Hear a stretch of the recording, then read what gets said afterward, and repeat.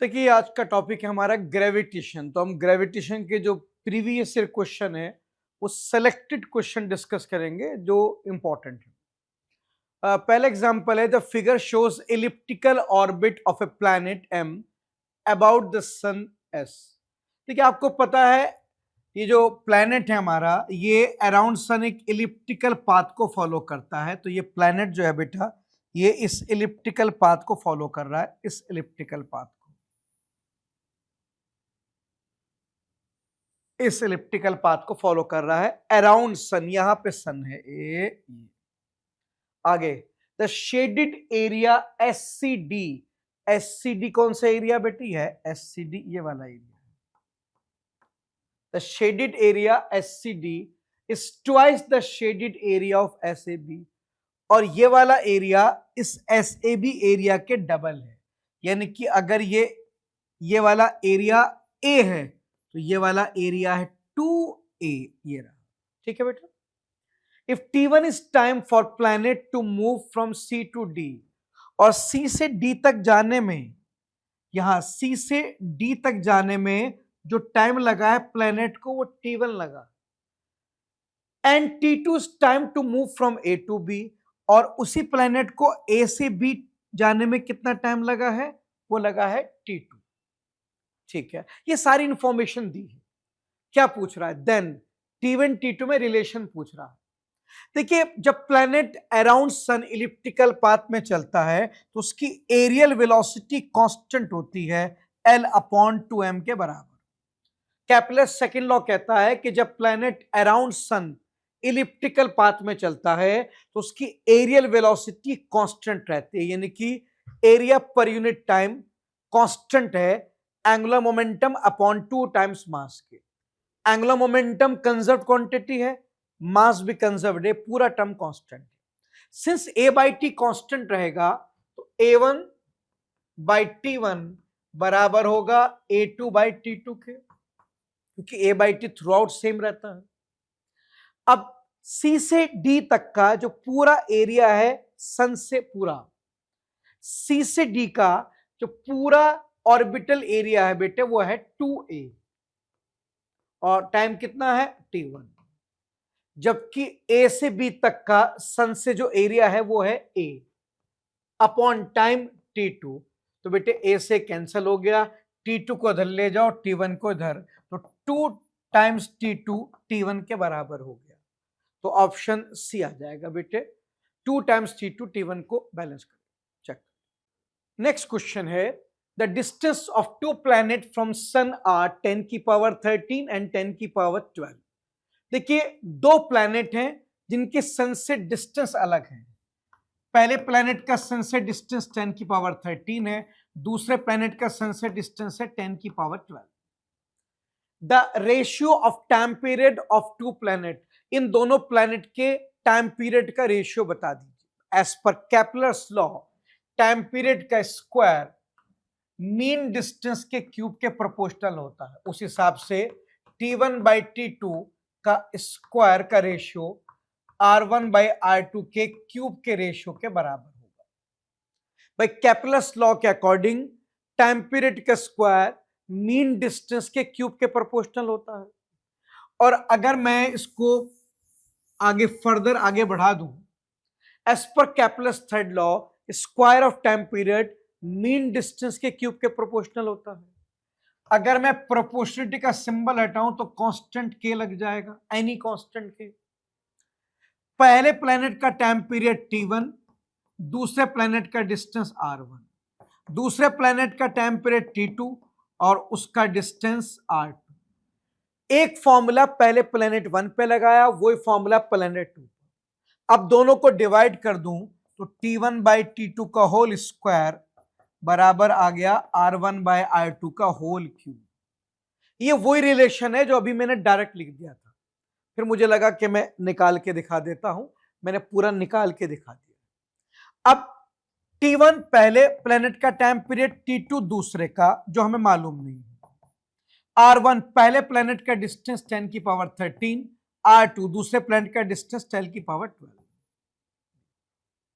ये इसे कैंसल करेगा 10 से, 10 की पावर क्यूब 1000 हो जाएगा बेटे। स्क्वायर उधर ले जाए तो ये T1/T2 आ जाएगा √1000। और आपको पता है 1000 रूट क्या लिख सकते हैं भाई, 2 जीरो स्क्वायर रूट बाहर चले जाएंगे, तो ये लिखा जाएगा T1/T2 इक्वल्स टू 10√10। अब इससे ज्यादा सिंप्लीफाई नहीं हो पाएगा, ऐसा सिंप्लीफाई करोगे तो फिर वो रूट निकालना पड़ेगा डेसिमल। तो आंसर आ गया ऑप्शन सी, चेक कर लीजिए। इस क्वेश्चन में लिखा है two bodies of mass m and 9m place at distance r। मेरे पास दो पॉइंट हैं, एक m और एक 9m, r डिस्टेंस पे रखे हैं ऐसे। The gravitational potential on line joining the bodies where gravitational field equal to 0। हमें ग्रेविटेशनल पोटेंशियल निकालना है और उस पॉइंट पे निकालना है जहां पर ग्रेविटेशनल फील्ड 0 हो। तो पहले तो यह पता लगाते हैं कि ग्रेविटेशनल फील्ड 0 कहां होगी।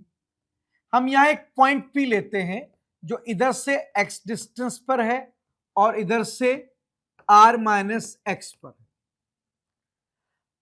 यह पॉइंट ग्रेविटेशनल फील्ड देगा अपनी तरफ E1, और gravitational field of point mass का फॉर्मूला होता है gm/डिस्टेंस का स्क्वायर। किसी पॉइंट मास की जो ग्रेविटेशनल फील्ड का फॉर्मूला है वो है g times mass upon distance का स्क्वायर। तो E1 आ जाएगा gm/x स्क्वायर। ये इस छोटे मास की फील्ड है, इसकी फील्ड टुवर्ड्स द मास होगी और फॉर्मूले के अकॉर्डिंग इतनी। अब फिर ये वाला फील्ड देगा, सर इसकी फील्ड भी टुवर्ड्स द मास होगी E2। ये वाला फॉर्मूला लगेगा, इसकी फील्ड होगी g times mass upon distance का स्क्वायर। इसका मास 9m है और यहां से जो डिस्टेंस है वो r माइनस एक्स। तो एक फील्ड तो ये देगा P पॉइंट पर और एक फील्ड ये देगा इस P पॉइंट पर, और कोई मास यहां नहीं है, तो बस दो ही फील्ड होंगी। दोनों फील्ड एक दूसरे के अपोजिट हैं, तो नेट फील्ड कितनी आएगी? नेट फील्ड आएगी E2 माइनस E1। जब दो वेक्टर अपोजिट हों तो उनका रिजल्टेंट डिफरेंस के बराबर होगा। और मैं चाहता हूं ग्रेविटेशनल फील्ड 0 हो, क्योंकि जिस पॉइंट पर ग्रेविटेशनल फील्ड 0 होगी उसी पॉइंट पर मुझे क्या निकालना है? Gravitational potential. तो पहले क्या किया मैंने? पहले मैंने बीच में एक पॉइंट पी ले लिया बेटा, मैंने इस मास की फील्ड निकाली फॉर्मूले से, फिर मैंने इस मास की फील्ड निकाली फॉर्मूले से, दोनों को वेक्टरली ऐड किया और 0 पुट कर दिया ताकि नेट फील्ड क्या हो जाए? 0। अब आप 0 पुट करेंगे तो ये माइनस E1 इधर आ जाएगा, तो ये आ जाएगा बेटे E2 इक्वल्स टू E1। अब E2 की वैल्यू हमने निकाली थी g9m upon r minus x का स्क्वायर, और E1 हमने निकाला था gm/x स्क्वायर। दोनों साइड से g कैंसल करो, मास से मास। अब दोनों साइड स्क्वायर रूट ले लो, तो ये आएगा 3 divide by r minus x equal to 1/x। r minus x को 1 से मल्टीप्लाई करो, x को 3 से, तो ये आएगा 3x equal to r minus x. Minus x इधर ले जाओ, 4x इक्वल टू r, तो x की वैल्यू आ गई बेटा r/4। जब x r/4 के बराबर होगा तो ग्रेविटेशनल फील्ड 0 होगी। तो मुझे अब ये पता लग गया है कि किस पॉइंट पर ग्रेविटेशनल फील्ड 0 होगी, इस P पॉइंट पर। ये P पॉइंट स्मॉल m से कितना दूर है? r/4। ठीक है, x की वैल्यू निकाली ना बेटे हमने, यहां से देखो, ये जो x था ये m से P तक का डिस्टेंस, ये r/4 आया, और ये क्या है? r minus x. बेटा अगर x r/4 के बराबर है तो फिर r माइनस एक्स कितना होगा? r में से r/4 माइनस करो तो यह आएगा 3r/4। तो P पॉइंट इधर से r/4 डिस्टेंस पे, उधर से 3r/4 पे है। ये वो P पॉइंट है जिस पर ग्रेविटेशन फील्ड क्या हो गई है, 0 हो गई है।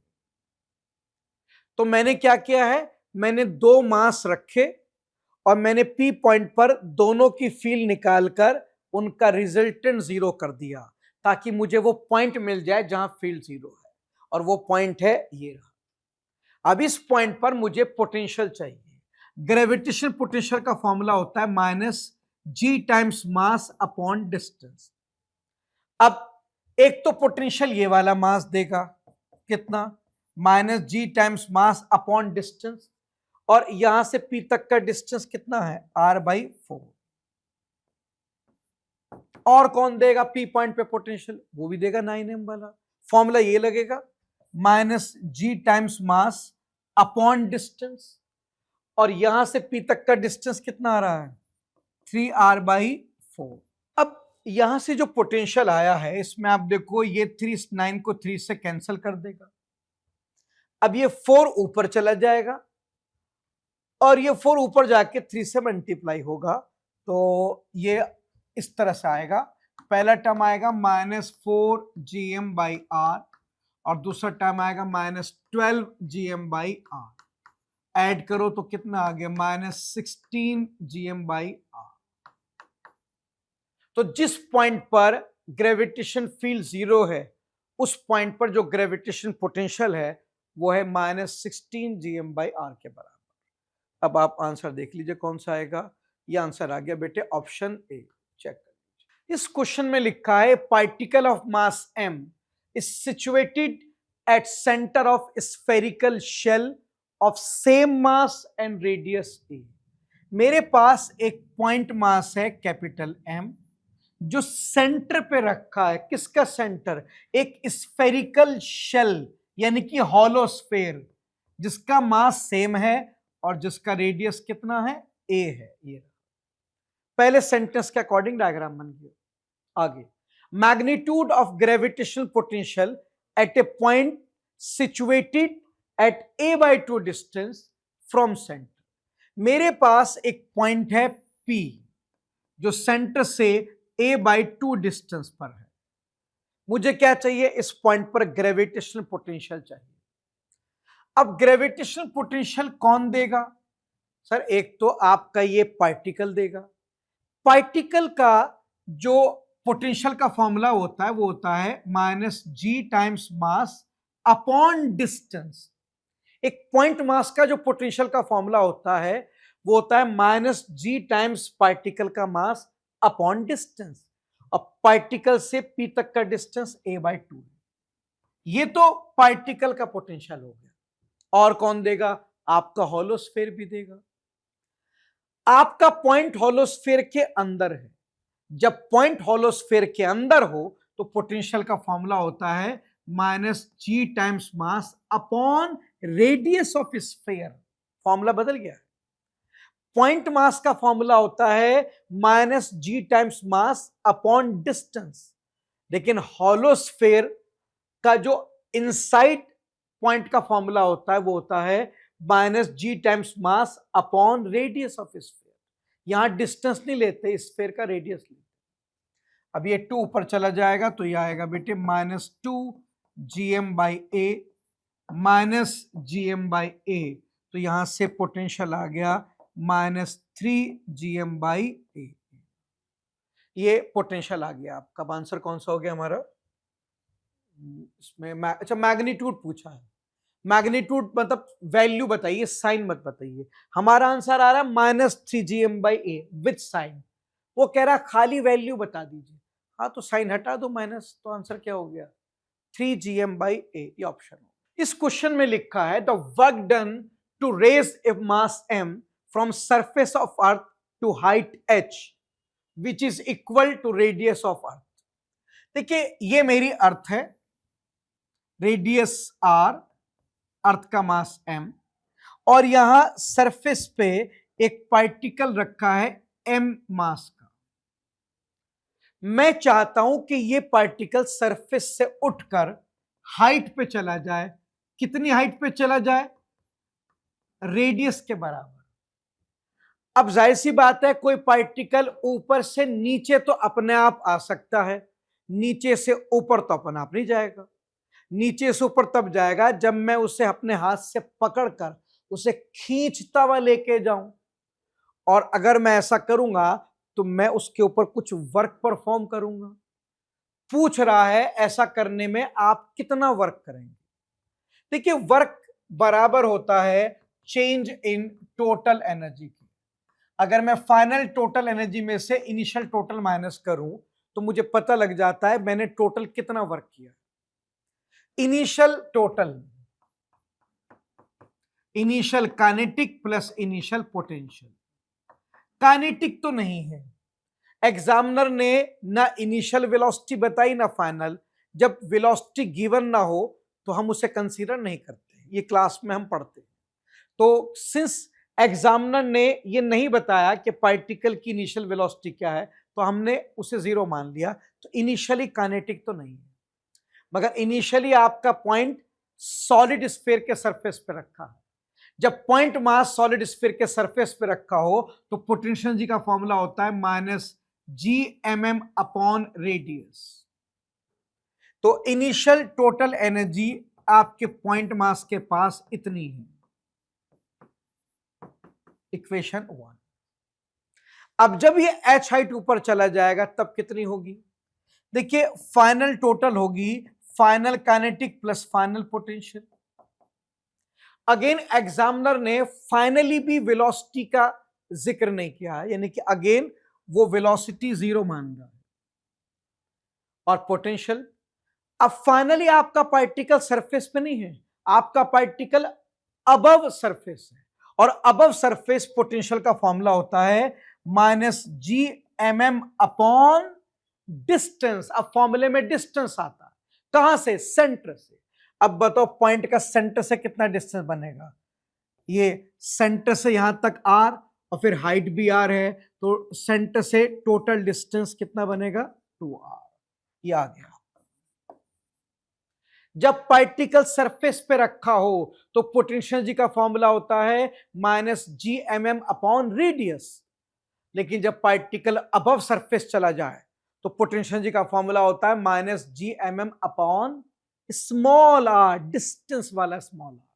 कहां से कहां तक? सेंटर से पॉइंट तक का डिस्टेंस। अब बताओ फाइनल एनर्जी कितनी आ गई बेटा? ये आ गई -Gmm/2r। ये इनिशियल आ गया और ये फाइनल, और वर्क बराबर होता है फाइनल माइनस इनिशियल। तो मैं वर्क निकाल लेता हूं। वर्क बराबर होगा फाइनल एनर्जी जो आपने निकाली है at a height h minus initial energy जो आपने निकाली है एट सरफेस। तो आप इन्हें माइनस करो तो यह आएगा Gmm/2r। इतना वर्क करना पड़ेगा पॉइंट मास को सरफेस से उठाकर h हाइट ऊपर तक ले जाने में। आंसर आ गया, मगर आंसर आया कैपिटल G के टर्म्स में, और उसने ऑप्शन दिए स्मॉल g के टर्म्स में। कोई प्रॉब्लम नहीं है। आपको पता है स्मॉल g को हम क्या लिख सकते हैं?